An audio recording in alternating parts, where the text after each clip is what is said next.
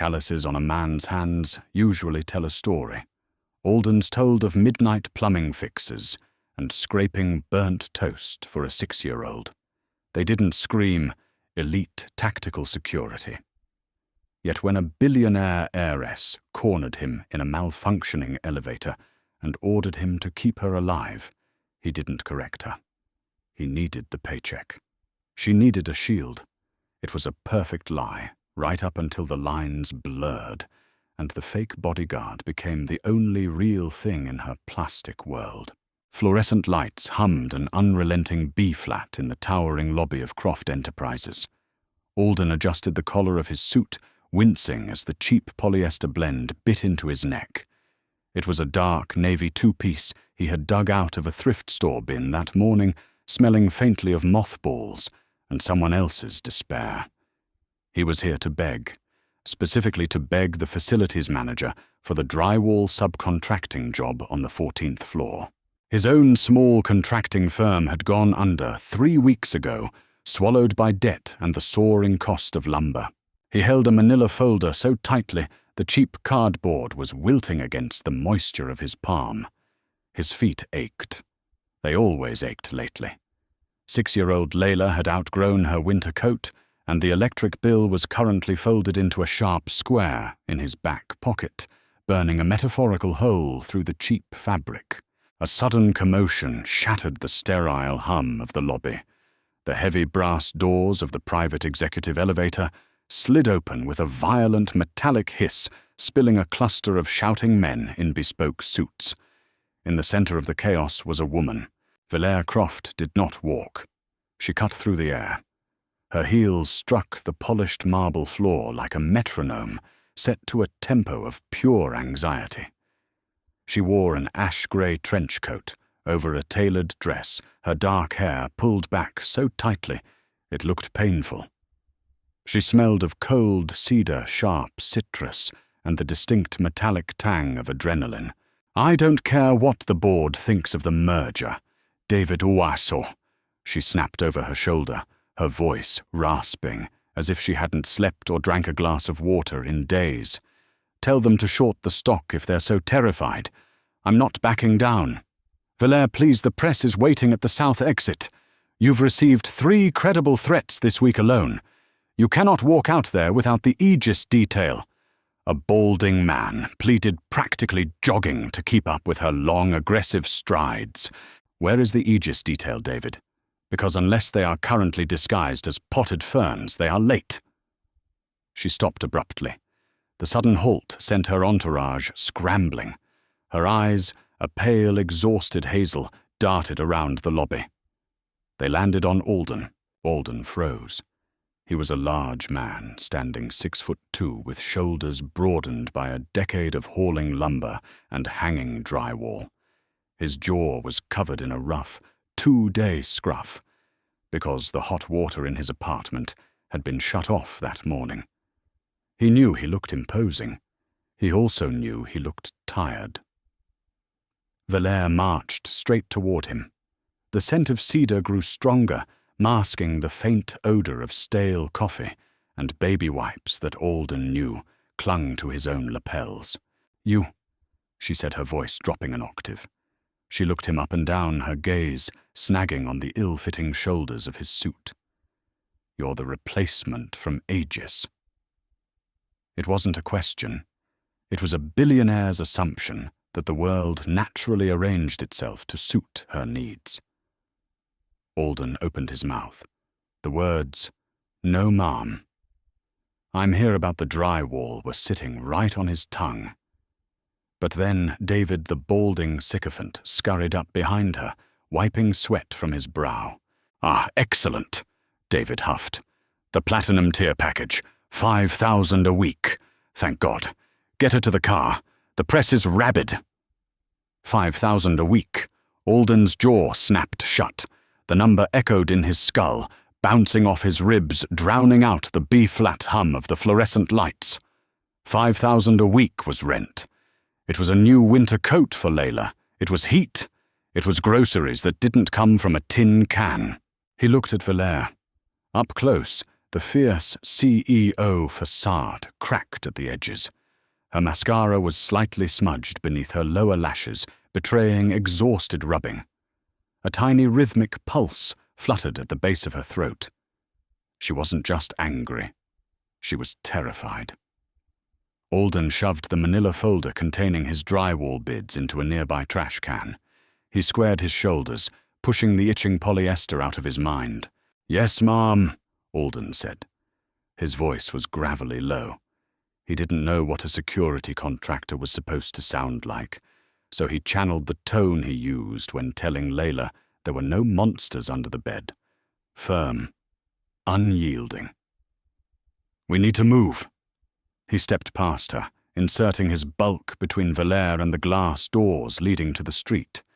He didn't know tactical formations. He just knew how to block a doorway, a skill learned from keeping stray dogs out of his ground-floor apartment. Finally, someone competent, Valère muttered, falling into step right behind him. They pushed through the revolving doors and the assault began. It wasn't bullets, but the blinding, aggressive flash of 24 camera lenses. Microphones were shoved toward them like weapons. Reporters shouted her name, their voices blurring into a wall of aggressive static. Valère. Are the rumors of a hostile takeover true? Miss Croft. What about the safety violations at the Jakarta plant? Alden felt a sudden heavy pressure on the back of his jacket. Valère had grabbed a handful of his cheap polyester suit, her knuckles white. She was using him as a physical anchor. The human instinct to protect surged over the panic of his lie. He raised his arms, creating a wide barricade, using his sheer mass to part the sea of paparazzi. "Back up," Alden barked. He didn't yell. The low, dangerous rumble in his chest did the work. A photographer tried to duck under his arm. Alden simply walked forward, letting his chest collide with the man's shoulder, sending him stumbling back onto the pavement. A sleek black SUV idled at the curb. Alden grabbed the heavy door handle, yanked it open, and guided Valère into the leather-scented cavern of the back seat. He slammed the door shut, ignoring the flashes popping in his face, and climbed into the front passenger seat. "Drive," Alden told the chauffeur. The car lurched forward, leaving the swarm behind. The silence inside the cabin was thick, insulated by bulletproof glass and heavy soundproofing. In the rearview mirror, Alden watched Valère slump back against the headrest. The sharp edges of her posture dissolved. She kicked off her heels, rubbing her temples with trembling fingers. "What's your name?" she asked, her eyes still closed. "Alden," he said, staring straight ahead at the brake lights of the traffic. "Well, Alden," she sighed, the sound brittle and hollow. "Congratulations. You're the only person in my life today who actually did their job. Be at my penthouse at 6 a.m. tomorrow." Alden swallowed hard. The lie was sealed. He had 24 hours to figure out how to be a bodyguard, and he still needed to pick up Layla from daycare. Morning in the executive suite of Croft Enterprises felt like the interior of a commercial freezer. The air conditioning was set to a brutal 68 degrees, sucking all moisture from the atmosphere. Everything was glass-brushed steel and white leather. It was an environment designed to make visitors feel small and exposed. Alden stood by the heavy oak door of Valère's office. He had spent $50, a tenth of his remaining bank balance, at an electronics store the night before, purchasing a coiled earpiece with a plastic clip. It wasn't connected to a radio. The wire simply ran down the back of his neck and ended in his empty jacket pocket. He had also aggressively ironed his suit, hoping the sharp creases would distract from the cheap fabric. He had been standing still for 4 hours. His lower back, battered by years of wearing heavy tool belts, throbbed with a dull, rhythmic ache. At her massive desk, Valère Croft was a portrait of frantic immobility. She had barely blinked since 8 a.m. She operated 3 monitors simultaneously, her fingers flying across a mechanical keyboard with the aggressive clatter of a machine gun. A porcelain cup of coffee sat on the edge of her desk. It had been poured at 8:15. It was now 12:30. A thin, oily film had formed on the surface of the black liquid. Alden watched her. He wasn't looking for snipers through the floor-to-ceiling windows. He wouldn't know a sniper if one waved a flag at him. He was observing her the way he observed a load-bearing wall before knocking it down. He looked for the stress points. Valère's stress points were everywhere. She kept biting the inside of her cheek.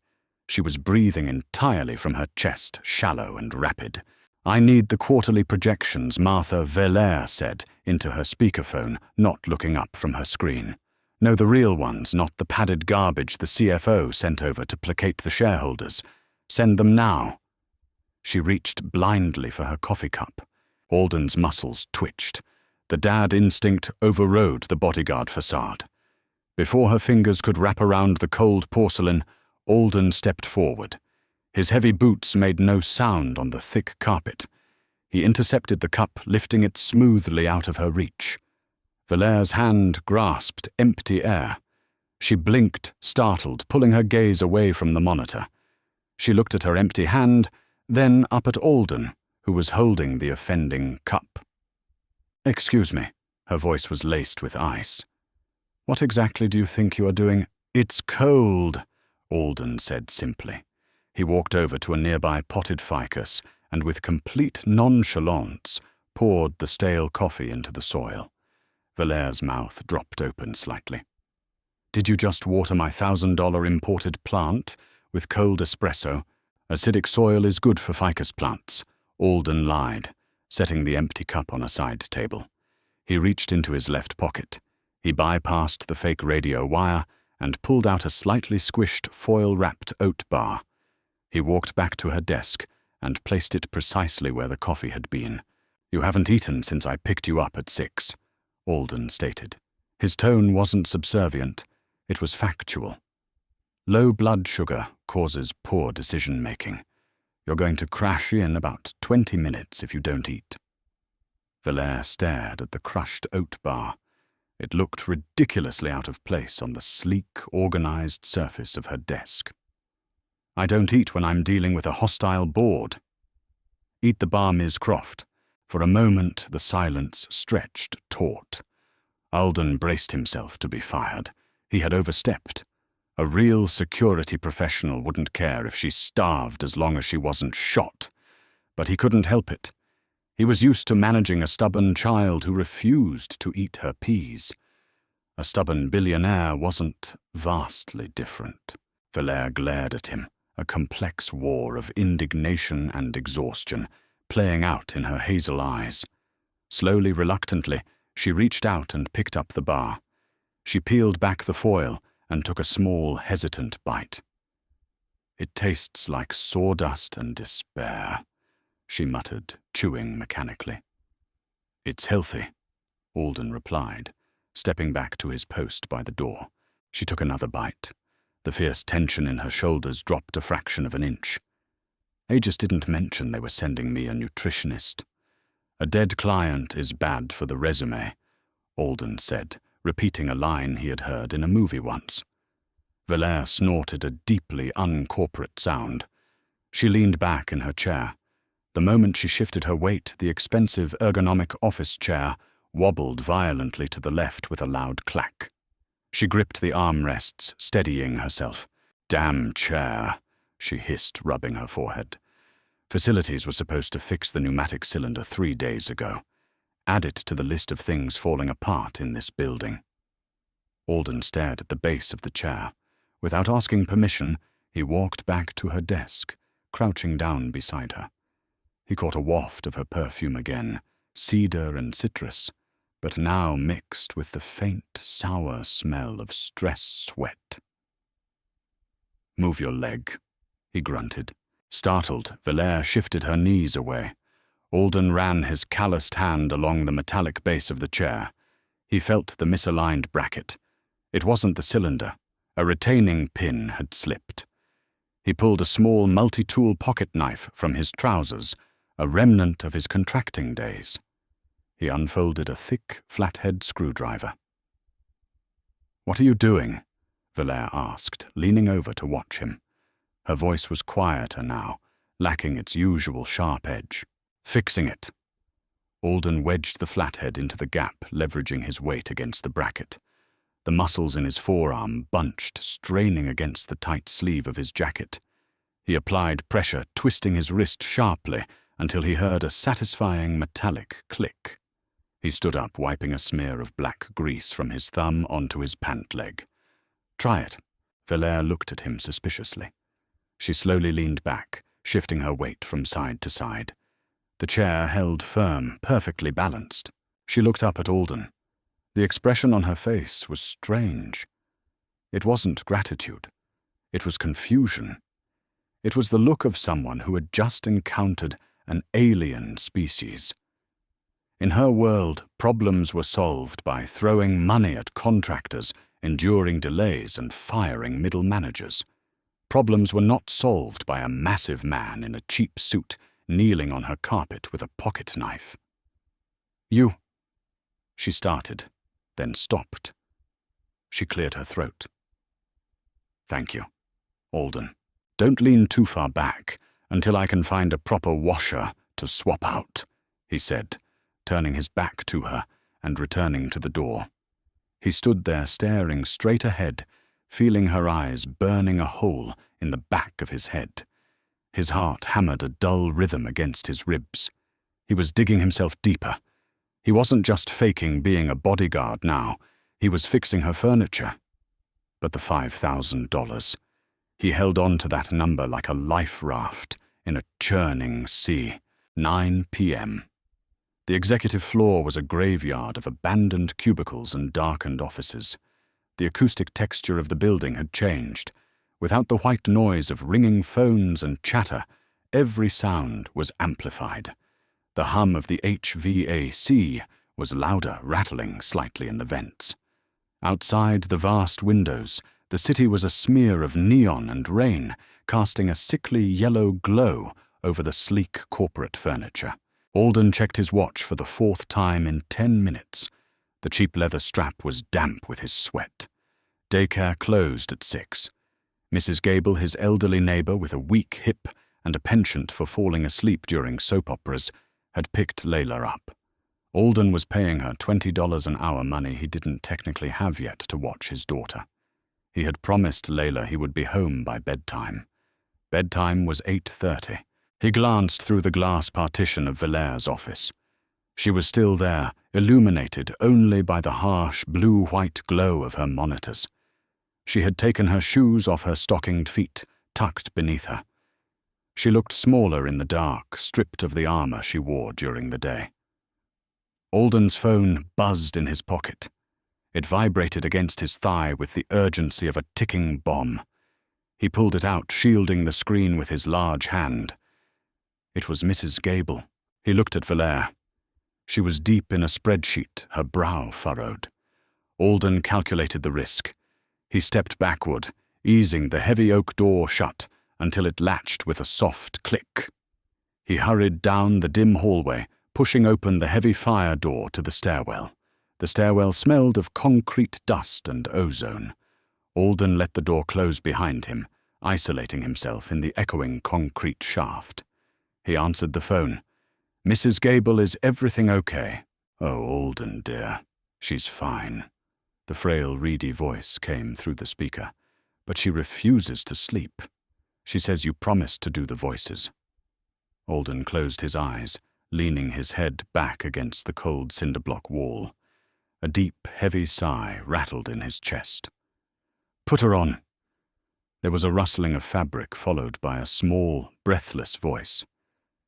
"Daddy." Alden's throat tightened. "Hey, Bug. Why aren't you asleep?" "You promised," Layla accused, her voice small but firm. "You promised the dragon book." "I know, baby. Daddy got stuck at a new job. I'm sorry. Do the voice on the phone." Alden rubbed his eyes with his thumb and forefinger. He was a 34-year-old man standing in the stairwell of a billion-dollar corporation, pretending to be a lethal security operative. "Layla, I can't right now." "Please, Daddy, just the grumbly dragon." Alden surrendered. He cleared his throat, adjusting his posture. He dropped his chin to his chest, constricting his vocal cords to produce a deep, rumbling, gravelly sound that vibrated in his chest. "Who dares wake Ignis from his slumber in the Candy Mountain?" Alden growled, putting every ounce of theatrical menace into the performance. Over the phone, Layla giggled a sound like silver bells that briefly made the concrete stairwell feel less like a prison. "I smell a tiny knight who needs to go to sleep before the dragon eats all her remaining graham crackers." Alden roared softly into the receiver. The heavy fire door to the stairwell creaked open. Alden snapped his head up. His vocal cords seized. Valere stood in the doorway. She was barefoot, holding her suit jacket over one arm. The blue glow of the exit sign painted half of her face, highlighting the deep exhaustion pooling under her eyes. She stared at him. She had clearly heard everything. The "Who dares wake Ignis" part. The Candy Mountain part. Alden froze, the phone still pressed to his ear. The silence in the stairwell was absolute, broken only by Layla's tiny voice leaking from the speaker. "To the princess, Daddy. To the princess." Alden slowly lowered the phone. He pressed the red button, cutting off the call. He didn't say a word. There was no tactical training manual for this. He waited for the axe to fall. The humiliation burned hot on the back of his neck, a sharp contrast to the cold concrete against his spine. Valere didn't yell. She didn't look angry. Instead, she tilted her head, her gaze drifting down to his scuffed work boots, then up to the cheap earpiece wire disappearing into his collar. A strange, unreadable emotion flickered across her face. Does Aegis Tactical know their lethal weapon does a frankly terrifying dragon impression? She asked, her voice quiet, lacking all of its usual corporate bite. Alden's jaw tightened. "Everyone has a hobby, Ma'am." Valere stepped fully into the stairwell, letting the door shut behind her. They were trapped in the small, echoing space. She leaned against the railing, crossing her arms. She looked at him, really looked at him for the first time. She noted the frayed cuffs of his shirt, the calluses on his hands, the deep, permanent lines of worry etched around his mouth. "You aren't Aegis, are you?" she stated softly. It wasn't a question. Alden felt the bottom drop out of his stomach. The $5,000 vanished into thin air. He thought of Layla's winter coat. He swallowed the lump of panic in his throat and met her eyes. He refused to look ashamed. "No," Alden said. The gravel in his real voice was almost identical to the dragon's. "I'm a general contractor, or I was, until my firm went bankrupt. And you just played along. You offered me $5,000 a week. I have a 6-year-old daughter. I'd fight a real dragon for that kind of money." Valere stared at him. The sheer absurdity of it hung between them. A billionaire CEO guarded by a bankrupt drywall installer who did voices over the phone. She should call the police. She should fire him immediately. Instead, her shoulders slumped. A long, shuddering breath escaped her, carrying with it a profound, bone-deep weariness. "Are you armed?" she asked. Alden reached into his pocket and pulled out the multi-tool. He clicked open the flathead screwdriver. "I can fix a hinge in under 10 seconds. A small, genuine sound escaped Valere's lips. It took Alden a second to realize it was a laugh. It was a rusty, unused sound. She covered her mouth with her hand, but her eyes crinkled at the corners. "God," she whispered, leaning her head back against the railing. "My entire life is a joke. My board is trying to eat me alive. My fiancé left me for my PR director, and my elite bodyguard is a plumber." "Drywall," Alden corrected gently, "and framing." She looked at him, the amusement fading into something quieter, more vulnerable. The stark lighting caught the sheen of unshed tears in her eyes. "Why did you pour out my coffee?" Because you were shaking, Alden said honestly, and because nobody else in that glass box of yours seemed to care. Valère held his gaze. The air between them felt suddenly dense, charged with a strange, heavy gravity. The barrier of the billionaire and the employee had cracked, leaving just two exhausted people standing in a cold stairwell.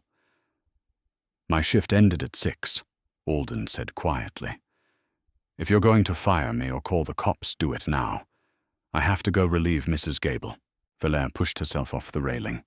She didn't reach for her phone. She didn't call for building security. She slipped her feet back into her heels, wincing slightly as the leather pinched. My car is in the underground garage, she said, wrapping her coat around herself. Walk me down. The driver can take you to Mrs. Gable's. Alden blinked, surprised by the reprieve. You aren't firing me. Valère paused at the door, glancing back at him over her shoulder. The cynical, brittle CEO mask slid halfway back into place, but the edges were softer now. You fixed my chair, Alden, she said, the ghost of a smile touching her lips. And frankly, I feel safer with the dragon than I do with the board. Let's go. 4 days into the arrangement, the boundaries of Alden's employment had entirely dissolved. He wasn't clearing rooms for explosives. He was managing the chaotic ecology of Valère Croft's life. He intercepted passive-aggressive memos from the board of directors, throwing them into the shredder before they reached her desk. He replaced her skipped meals with foil-wrapped sandwiches that smelled faintly of mustard and domestic reality. He was earning $5,000 a week to be a human buffer zone. Friday night required a shift in uniform. The annual corporate charity gala was mandatory, a velvet-lined snake pit held in the cavernous ballroom of the St. Regis. Alden had used a fraction of his first paycheck to buy a black suit that actually fit his broad frame, though the collar of the starched white shirt still dug into his throat like a dull knife. The ballroom smelled of fermented grapes, expensive wax floor polish, and the cloying, heavy musk of synthetic pheromones masking deep-seated insecurity. A string quartet soared away in the corner, their delicate, classical notes drowning in the aggressive hum of networking billionaires. Alden stood a half-step behind Valère. She wore a floor-length gown the color of bruised plums, the silk clinging to her sharp angles. To the room she looked impenetrable. But Alden watched the rigid tension in her neck. He watched her knuckles turn white around the stem of her untouched champagne flute. "Don't look now," Valère murmured, her lips barely moving. "But the ghost of my spectacular failure is approaching at your 2 o'clock. Alden subtly shifted his weight. A man was cutting through the crowd, his smile too white, his tuxedo tailored to within a millimeter of his life. He radiated the specific arrogance of a man who had never been told no and never fixed his own sink. This was Richard, the ex-fiancé, the man who had left Valère for her own PR director just as the board launched their mutiny. Valère. Richard purred, stopping just outside Alden's immediate perimeter. He smelled of juniper and old money. "You look magnificent, though a bit strained. Is the pressure of the Jakarta merger finally cracking the ice?" Valère's spine snapped painfully straight. "Hello, Richard. I'd ask how your new PR firm is doing, but I saw the quarterly losses." "Tragic." Richard's smile tightened the edges, turning brittle. He took a deliberate step forward, invading her personal space, attempting to use his height to loom over her. "You always were incredibly defensive when you knew you were losing." Alden moved. He didn't use a tactical martial arts block. He simply stepped sideways, inserting his 220-pound drywall hauling frame directly into the gap between them. He didn't shove Richard. He just occupied the space with the unyielding density of a load-bearing pillar. Richard stumbled back a half step, startled by the sudden wall of black wool. He looked up at Alden, his perfectly groomed eyebrows knitting together in irritation. "Excuse me," Richard snapped, waving a hand dismissively. "Step aside, pal. We're having a private conversation." Alden looked down at him. He felt a deep, exhausted dad irritation flare in his chest. It was the same specific annoyance he felt when a teenager sped down his residential street while Layla was playing on the sidewalk. "Conversation is over," Alden rumbled. His voice was flat, carrying no anger, only absolute finality. Richard let out a harsh, incredulous laugh. He looked at Valere, who was staring at Alden's broad back with wide eyes. "Really, Viv Aegis Security? You brought a rent-a-thug to the gala. Tell your gorilla to back off." Alden didn't flinch. He just held Richard's gaze. He didn't offer a witty comeback. He didn't threaten him. He simply let the heavy, uncomfortable silence stretch, allowing his sheer physical presence to press down on the other man's ego. Alden's hands remained loosely clasped in front of him, calloused thumbs rubbing together over the cheap fabric of his trousers. Richard's smirk faltered. The silence grew heavy, suffocating. He realized with a flicker of genuine apprehension that the large man in front of him wasn't playing a corporate game. Alden looked like a man who had nothing to lose, and absolutely no respect for custom tailoring. "Right," Richard muttered, adjusting his cuffs with jerky, nervous movements. "Well, good luck with the board vote on Monday, Valere. You'll need it." He turned and melted quickly back into the crowd. Alden let out a slow, quiet breath, rolling his shoulders to release the tension. He turned back to Valere. She was staring up at him.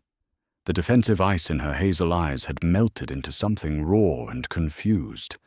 Her chest rose and fell rapidly beneath the plum silk.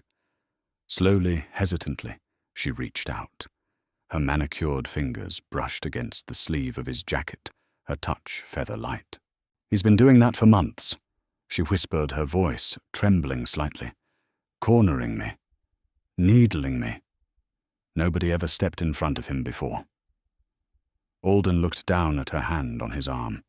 The contrast was stark, her fragile, expensive reality colliding with his rough, concrete existence. "He's a bully," Alden said simply. "Bullies only understand one language. You don't have to listen to him." Valere let her hand drop, but she didn't step away. The chaotic noise of the ballroom seemed to recede, leaving them isolated in a small pocket of quiet oxygen.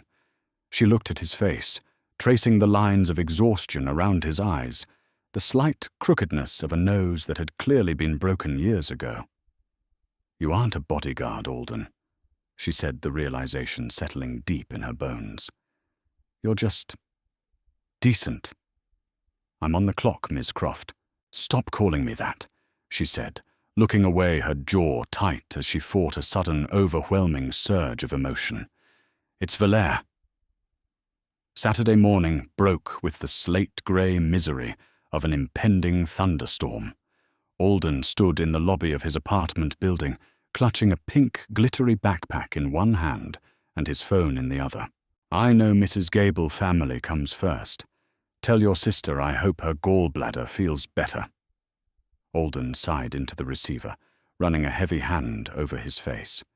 He hung up and looked down.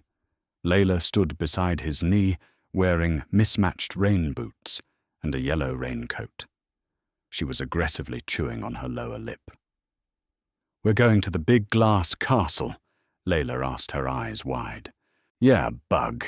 Daddy has to work, and you have to come with me," Alden muttered, hoisting the backpack onto his shoulder. "You have to promise to be quieter than a mouse. The lady who owns the castle is having a very stressful day." An hour later, Alden was setting up a makeshift containment zone in the corner of Valere's sprawling executive office. He arranged 3 coloring books, a violently bright box of crayons, and a tablet loaded with cartoons on the thick white carpet. The office was empty, but the air felt charged, vibrating with the residual anxiety of the past week. Monday was the board vote. Valere's entire legacy was hanging by a frayed thread. "Stay right here on the carpet," Alden instructed, opening a juice box and handing it to her. Don't touch the glass table, don't touch the big computer, and absolutely do not touch the white sofa with those crayon hands. I'm an artist, Daddy, Layla stated indignantly, uncapping a red marker. The heavy oak doors suddenly blew open. Valère practically fell into the room. She was entirely stripped of her armor. She wore faded jeans, an oversized grey sweater, and her hair was a tangled, chaotic mess. She was clutching a thick stack of legal documents, her knuckles white, her breathing shallow and ragged. She marched toward her desk, slammed the papers down, and braced her hands against the edge of the wood. A harsh, broken sound ripped from her throat. It was the sound of a dam breaking. Alden took a step forward, his heart giving a painful lurch. He had seen her stressed, he had seen her angry, but he had never seen her completely shatter. "Valère?" he asked softly. She whipped her head around, her eyes wild and bloodshot. They secured the proxy votes. David just called. The board has enough shares to force the buyout. It's over Alden. Everything my father built, everything I gave my entire life to. It's gone. She sank into her expensive ergonomic chair, the one Alden had fixed, and buried her face in her hands. Her shoulders shook with silent, agonizing sobs. Alden didn't know what to do. His protective instincts were screaming, but there was no physical threat to block, no broken hinge to screw back into place. He couldn't fix a hostile corporate takeover with a pocket knife. Before he could move, a small flash of yellow caught his eye. Layla had abandoned her coloring books. She padded silently across the thick carpet, her mismatched rain boots squeaking faintly. Alden held his breath paralyzed as his 6-year-old daughter marched right up to the weeping billionaire. Layla stood beside the chair. She stared at Valère's shaking shoulders for a long moment. Then, with absolute solemnity, she extended her hand. "You look sad," Layla announced in a clear, ringing voice. "You can have my juice. It's grape." Valère gasped, her head jerking up.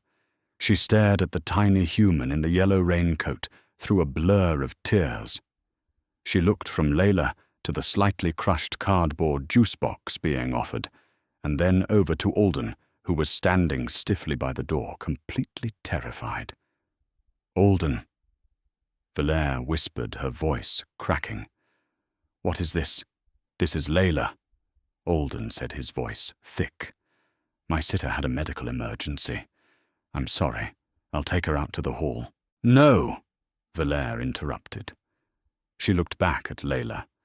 The sheer absurdity of the moment seemed to short-circuit her panic attack. She slowly reached out with trembling fingers and took the juice box. "Thank you, Layla," Valère managed to say, sniffing sharply.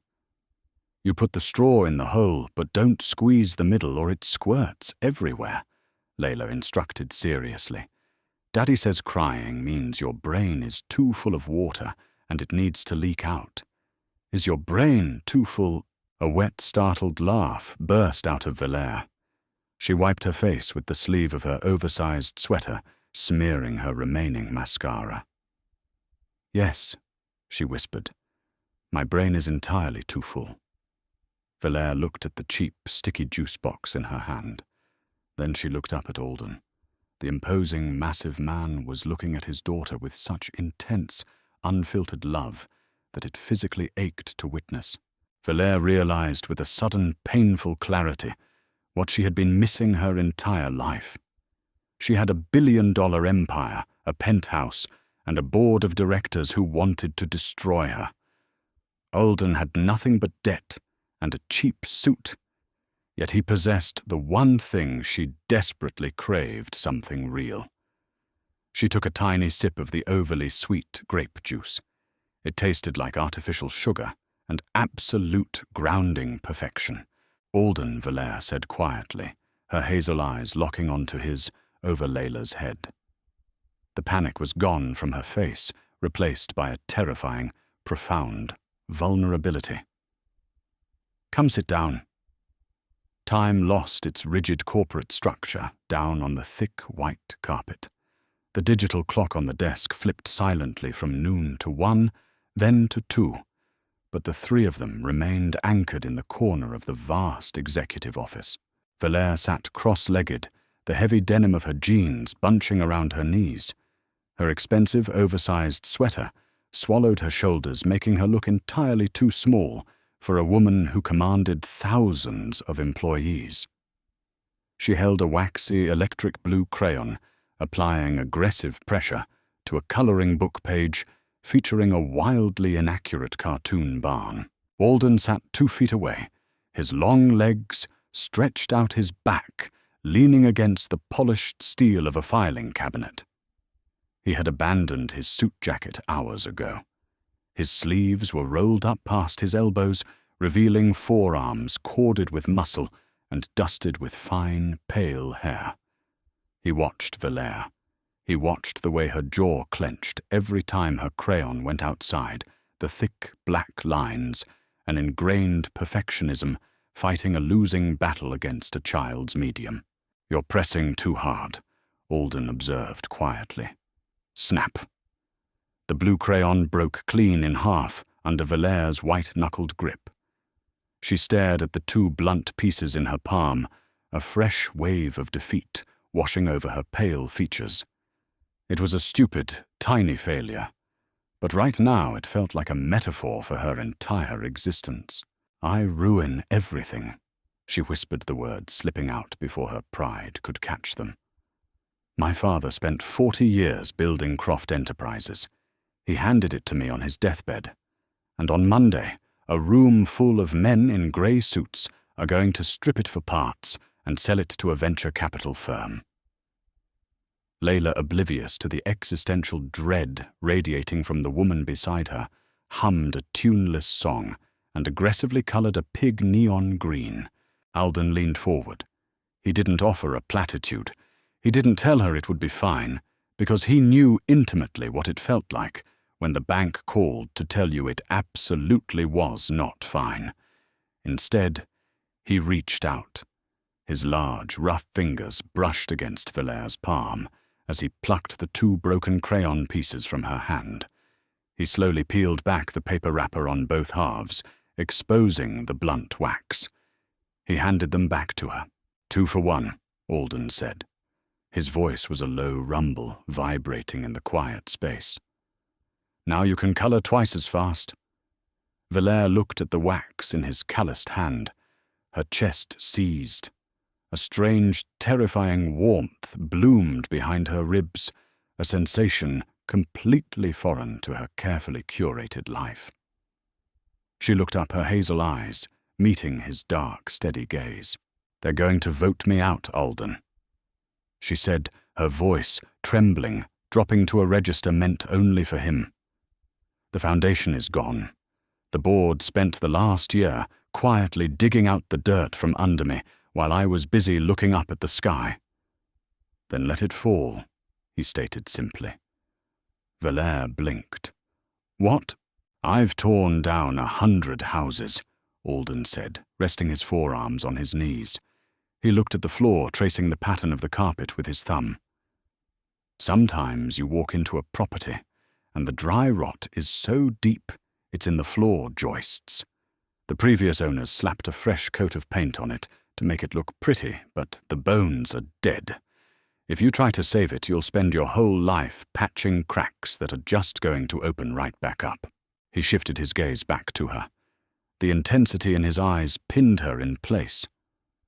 "You don't fight to keep a rotting house, Valère," he said softly. "You take a sledgehammer to the drywall. You pull out the load-bearing beams so the roof caves in on your terms. You clear the lot, and then you build something new, something the termites can't eat." Valère stopped breathing. The crushing weight that had been sitting on her chest for 8 months suddenly shifted. She had been fighting a defensive war, trying to plug holes in a sinking ship. She hadn't once considered letting the ship sink so she could build a raft out of the debris. She looked at Alden. He wasn't a CEO. He didn't know the first thing about proxy votes or shareholder equity. But he understood structures. He understood pressure. A sledgehammer, Valère repeated, rolling the word around on her tongue. The sharp cedar smell of her perfume mixed with the dusty, waxy scent of the crayons. It was a bizarre, intoxicating contradiction. Alden offered a small, lopsided smile that completely altered the geometry of his face, making him look less like a bodyguard and more like a boy who had just figured out a magic trick. Metaphorically speaking, though I have a real one in the trunk of my car if David gets chatty. A genuine, breathless laugh escaped Valère's lips. She reached out her fingers, wrapping around his thick wrist. Her thumb pressed against his pulse point. His skin was warm, his pulse steady and slow, grounding her erratic heartbeat. "Alden," she whispered, leaning a fraction of an inch closer. The air between them pulled taut. "Daddy," Layla interrupted loudly, holding up her coloring book. "The pig is a zombie now." The spell shattered. Alden pulled his arm back, clearing his throat loudly, a dark flush creeping up his neck. Valère instantly dropped her gaze, her face burning, suddenly acutely aware of how close she had leaned in. The line between employer and fake bodyguard hadn't just blurred, it had been obliterated. "That's a very scary pig bug," Alden managed to say, standing up quickly and brushing non-existent dust from his trousers. "We should pack up. Ms. Croft needs to figure out her sledgehammer." Valère stayed on the floor, watching him hurriedly shove crayons into the pink, glittery backpack. She felt a profound sense of loss as the physical distance between them grew. "Tomorrow," Valère said, suddenly looking up at him. "Are you on the clock tomorrow?" Alden froze, the backpack halfway zipped. He looked at her, his expression caught between obligation and reality. "I technically only get paid for Monday through Saturday, ma'am. Sundays I do laundry and meal prep and fix the leaky sink in 3B because my landlord is useless." Valère nodded slowly. "Right, of course. Have a good Sunday, Alden." Rain lashed against the single-pane window of Alden's kitchen, sounding like handfuls of gravel thrown against the glass. The apartment smelled heavily of garlic-crushed tomatoes and the damp wool of coats drying over the radiator. It was a small, cramped space on the ground floor. The linoleum peeled at the corners, and a faint rhythmic thump from the upstairs neighbor's dryer served as a constant metronome. Alden stood over the small stove, stirring a pot of marinara sauce with a wooden spoon that had seen a decade of use. He wore a faded grey t-shirt and loose sweatpants. He felt exhausted in his bones, but it was a familiar, manageable exhaustion. The security intercom on the wall buzzed. It was a harsh, angry sound that made him jump. He wiped his hands on a dish towel and pressed the button. "Yeah." "It's me!" a voice crackled through the ancient speaker. It sounded tinny and distorted, but Alden recognized the sharp cadence instantly. His stomach dropped. He pressed the unlock button and hurried to the apartment door, swinging it open. Valère stood in the dimly lit hallway. She looked entirely out of place, like a rare exotic bird that had crash-landed in a pigeon coop. She wore a tailored camel coat, dark sunglasses, and a silk scarf tied around her neck. She held a brown paper grocery bag in her arms like a shield. "Valère," Alden asked, gripping the doorframe. "What are you doing here? How did you even find my address?" She pulled off the sunglasses. Her eyes were shadowed, her makeup non-existent. "I run a corporation with a private intelligence budget, Alden. I can find a ground-floor apartment in Queens." She looked down at the paper bag. "I brought bread. I didn't know what people bring when they invite themselves over to hide." Alden stepped back, opening the door wider. "Hide from what?" "From my penthouse," she said, stepping over the threshold. Her heels clicked sharply against the cheap linoleum. "It's 4,000 square feet of glass and silence. David has called me 17 times this morning to panic about tomorrow's vote. The press is camped outside my lobby. I couldn't breathe. She stopped in the center of his small living room. She looked at the worn, sagging sofa covered in a quilt. She looked at the tower of plastic building blocks in the corner. She looked at the small laminate kitchen table covered in stacks of mail. Her gaze lingered on the mail. Alden knew exactly what she saw. Red letters. Final notice. Past due. The harsh, numerical reality of his failure. He felt a sudden, defensive flush of shame. He walked quickly to the table, sweeping the envelopes into a messy pile and shoving them into a drawer. "It's not much," he muttered, turning back to the stove. "It's messy. Layla is at a birthday party down the street until 3. Valère set the paper bag on the counter. She didn't look at him with pity. She looked at the space with a strange hunger. "It smells like food," she said softly. "It smells alive." She unbuttoned her coat, draping it over the back of a kitchen chair. Underneath, she wore a simple black turtleneck and slacks. She walked over to the stove, standing close enough that Alden could feel the heat radiating from her skin. "What are you making?" she asked, peering over his shoulder into the bubbling red sauce. "Just pasta," he said, his voice tighter than he intended. He was acutely aware of her presence. The kitchen was too small.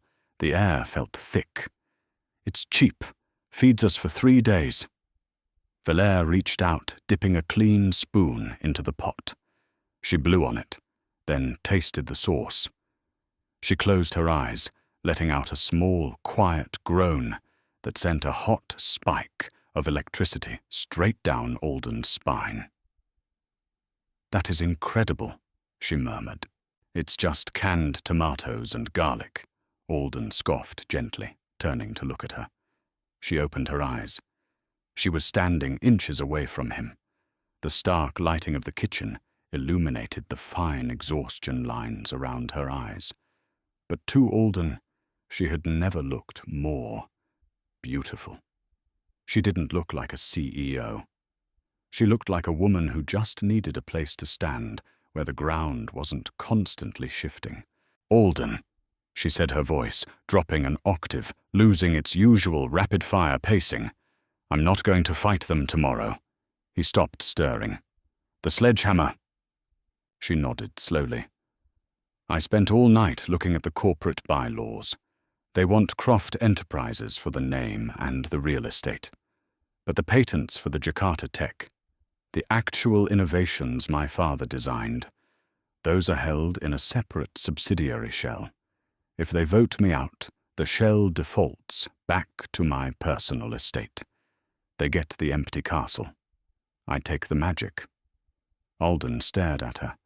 A slow, deeply impressed smile spread across his face. "You're going to let them buy a rotting house.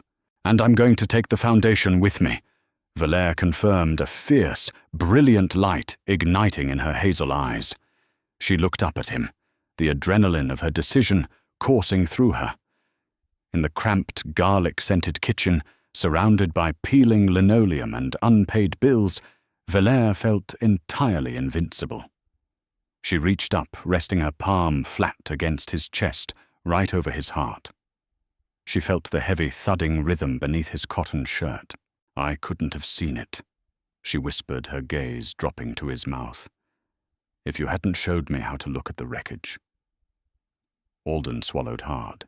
His hands gripping the wooden spoon and the edge of the stove were white-knuckled. He was terrifyingly aware of the boundaries he was about to cross. She was a billionaire. He was a broke contractor playing dress-up. But right now her hand was on his chest, and she was looking at him like he was the only solid thing in her universe. Slowly, deliberately, Alden reached up. He wrapped his large, calloused hand over hers, pressing her palm tighter against his chest. He leaned down, his face hovering mere inches from hers. "Valère," he murmured, his breath brushing her lips. Before he could close the distance, The harsh, jarring buzz of the security intercom ripped through the kitchen like a chainsaw. They both jumped back, gasping as if they had been burned. Valère's hands flew to her hot cheeks, while Alden spun around, swearing under his breath as he hit his hip against the counter. He lunged for the intercom button. "Yeah." "Alden!" Mrs. Gable's panicked voice screeched through the speaker. "The birthday party had a bounce house incident. Layla has red frosting in her hair, and she's crying for you." Alden squeezed his eyes shut, letting his forehead rest against the cool plastic of the intercom. Reality had a vicious sense of timing. He turned back to Valère. She was already reaching for her coat. Her face flushed, but a small, undeniable smile played at the corners of her mouth. "Duty calls," she said softly, pulling the coat over her shoulders. "I should go anyway. I have a sledgehammer to polish before Monday morning." Leather creaked under the collective weight of 12 profoundly uncomfortable men. The executive boardroom of Croft Enterprises felt like the inside of a vacuum chamber. All oxygen had been sucked out, replaced by the bitter metallic scent of nervous sweat and expensive bergamot cologne. Alden stood at his usual post by the double mahogany doors. His hands were clasped in front of him, his posture rigid. He had ironed his cheap suit again, but today he didn't care if they saw the frayed cuffs. He wasn't watching the room for physical threats. He was watching a firing squad load their rifles. At the head of the massive oak table sat Valère. She wore an immaculate slate-grey suit. Her hair was pulled back into a severe twist armor, locked firmly in place. She betrayed absolutely nothing. No bouncing knee. No shallow breathing. To her left, David was actively dissolving into a puddle of panic, aggressively clicking a Mont Blanc pen until a board member shot him a murderous glare. To her right sat the opposition. Richard was there invited as a strategic consultant for the venture capital firm orchestrating the buyout. He looked like a cat practically choking on a canary, his smug smile so wide it looked painful. The motion on the table is the forced acquisition of Croft Enterprises by Vanguard Holdings and the immediate removal of Valère Croft as Chief Executive Officer. The board chairman intoned his voice, dry as dust. All in favor. 12 hands went up. The movement was synchronized, a brutal ballet of corporate betrayal. Alden's jaw tightened. The dad in him wanted to upend the heavy oak table and throw Richard through the panoramic window. But he held his ground. He caught Valère's eye. She didn't look defeated. She looked bored. "Motion carries," the chairman said, sliding a thick stack of vellum paper across the polished wood. "Valère, if you would just sign the transfer of executive power Vanguard, we'll process your severance package by Friday." Richard leaned forward, resting his elbows on the table. "It's for the best, Viv. You were drowning. Now you can take a vacation. Buy a yacht. Let the adults handle the heavy lifting." Alden took a half step forward, his heavy boot thudding loudly against the floorboards. The sound cracked like a whip in the silent room. Several board members flinched. Richard's smug smile faltered for a fraction of a second. Valère held up a single manicured finger, silently ordering Alden to hold his position. She reached into her blazer pocket and pulled out her own pen. It wasn't a corporate Mont Blanc. It was a cheap, chewed-on blue ballpoint. Alden recognized it instantly. She had stolen it from his kitchen counter yesterday. "I won't be buying a yacht," Richard Valère said, her voice dropping into a dangerously calm conversational tone. She uncapped the chewed pen and dragged it across the signature line, pressing hard enough to leave an indentation in the wood beneath the paper. She pushed the documents back across the table. "There," she said, standing up. She didn't rush. She buttoned her jacket. "Croft Enterprises is yours. The logo, the buildings, the debt, and the staggering liability of the Jakarta manufacturing plants." The chairman frowned, adjusting his reading glasses. The Jakarta liability is easily offset by the patents for the new filtration tech Valère. Don't be bitter. Valère stopped halfway to the door. She slowly turned back to face the table. A chilling, beautiful smile stretched across her face. It was the smile of an apex predator, realizing the trap had worked perfectly. Ah, yes. The filtration tech Valère purred. She tilted her head, watching the color slowly drain from Richard's face. You gentlemen clearly didn't read the addendums of my father's original charter. Subsidiary holdings developed under personal R&D grants do not transfer in a hostile buyout. They default to the primary shareholder's private estate upon termination of employment. Silence slammed into the room, a heavy, suffocating weight. "What are you saying?" David squeaked, his voice cracking. "I'm saying," Valère replied, her tone turning into crushed ice, "that you just bought a multi-billion-dollar brand name with absolutely no product to sell. I own the patents, all of them. I took the foundation. You just bought a rotting house." She didn't wait for the explosion. She turned on her heel and walked toward Alden. Behind her, the boardroom erupted into chaos.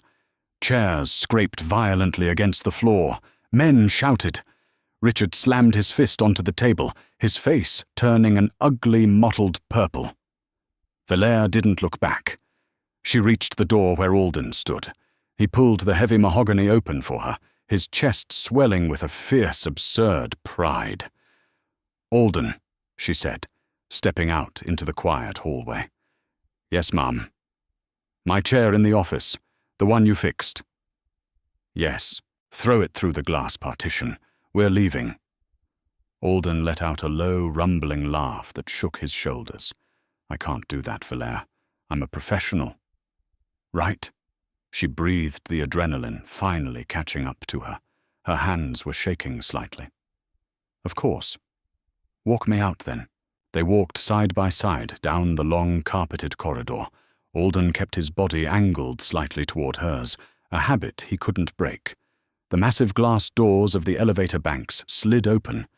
They stepped inside, and as the steel doors hissed shut, cutting off the faint sounds of corporate panic from the boardroom, the tension completely drained from Valère's spine. She slumped against the handrail, tipping her head back against the mirrored wall. She closed her eyes. A long, shuddering breath escaped her lips. "You did it," Alden said quietly. "I burned it down." She corrected a note of mourning in her voice. "It was my dad's company, Alden. It hurts more than I thought it would to let it go." Alden reached out. He didn't hesitate this time. He placed his large, rough hand over hers where it gripped the rail. "You didn't burn his company. You saved his work. There's a difference." Valère opened her eyes, turning her head to look at him. The cramped space of the elevator felt charged, the air thick with the smell of her cedar perfume and his faint, familiar scent of laundry soap and sawdust. "I'm unemployed," she whispered. "Join the club," Alden smiled softly. "I hear the severance packages are terrible." Cardboard boxes, absorbed sound, making the usually echoing penthouse apartment feel muffled and intimate. It had been 3 weeks since the boardroom demolition. The financial press had lost their collective minds. Vanguard Holdings' stock had plummeted, and Valère Croft had become a rogue legend overnight. Alden sat cross-legged on the hardwood floor of her living room, wrestling with a roll of packing tape. He wore a faded flannel shirt, the sleeves rolled up, revealing a smear of Sharpie ink on his forearm, where Layla had practiced her tattoos. That morning, Valère walked out of the kitchen carrying 2 mugs of terrible cheap drip coffee. She wore yoga pants and an oversized college sweatshirt that had seen better decades. Her bare feet padded softly against the wood.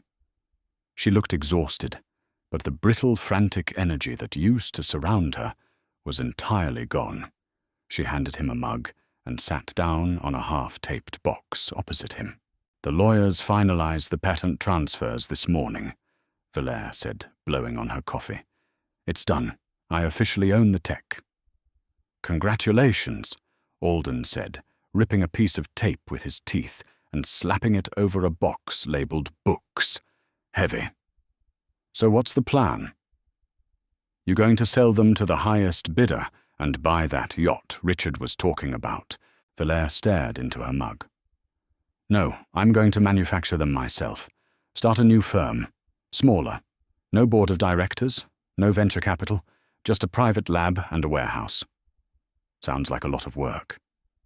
"It is," she agreed. She looked up at him, her hazel eyes serious. "I found a warehouse in Brooklyn. It's a disaster. The roof leaks. The electrical is practically a fire hazard, and I'm pretty sure the floor joists are rotting." Alden paused the tape dispenser, dangling from his hand. He looked at her, his brow furrowing. "You need to hire a structural engineer and a good commercial contractor.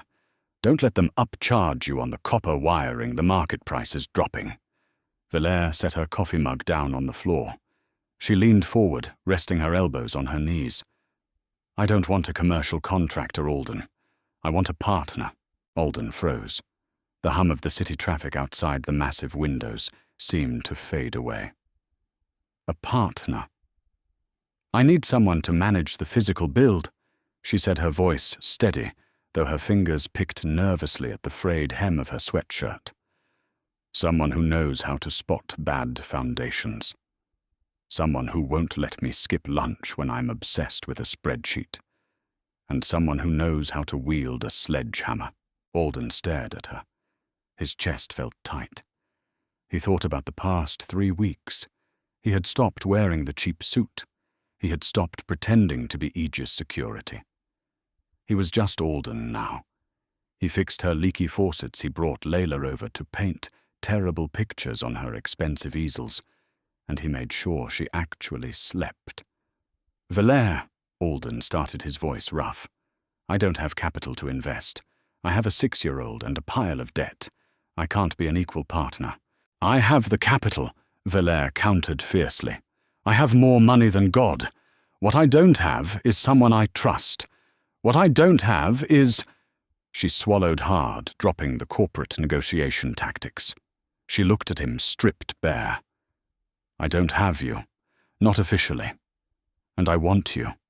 In the business. And everywhere else." The silence stretched thick and heavy with gravity. Alden slowly set the packing tape down. He pushed himself up off the floor, his joints popping slightly. He closed the distance between them, stepping over a box of expensive throw pillows. He stood over her, reaching down to gently grasp her elbows, pulling her up to stand in front of him. She felt small against his bulk, but entirely solid.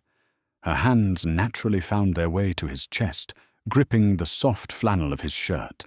"My going rate is higher than 5,000 a week now," Alden murmured, his voice, a low, vibrating hum that went straight to her bones.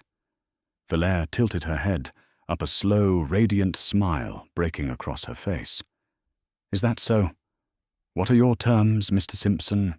"Sundays are non-negotiable," he said, his hands sliding around to rest on the small of her back, pulling her flush against him. "Laundry, meal prep, and you have to help Layla with her math homework because I don't understand how they teach addition anymore." "Done," Valère breathed. "And," Alden continued, his gaze dropping to her mouth, his heart hammering a frantic teenage rhythm against his ribs. "No more fake bodyguards. If someone bothers you, I'm throwing them out the window as your boyfriend." Valère let out a soft, breathless laugh. "I accept your terms." Alden didn't hesitate anymore. He lowered his head, capturing her lips with his. The kiss wasn't polished or cinematic. It was slightly awkward, their noses bumped, and she had to stretch onto her toes while he hunched his broad shoulders. But it was intensely, beautifully real. It tasted like cheap coffee relief and the undeniable certainty of a concrete foundation. When they finally pulled apart, Valère rested her forehead against his chest. Her eyes closed, listening to the steady, strong thud of his heart. The penthouse was mostly empty, packed away in brown cardboard, but for the first time in her life, she felt completely at home. If you loved this story of Alden and Valere, building something real from the ruins of a corporate empire, make sure to hit that like button. It really helps the channel grow and tells us you want more grounded emotional audio dramas. Share this video with a friend who loves a tough hero with a soft heart for his daughter, and don't forget to subscribe and ring the notification bell so you never miss our next full-length romance. Drop a comment below. Would you have let the company go to keep the tech? See you next time.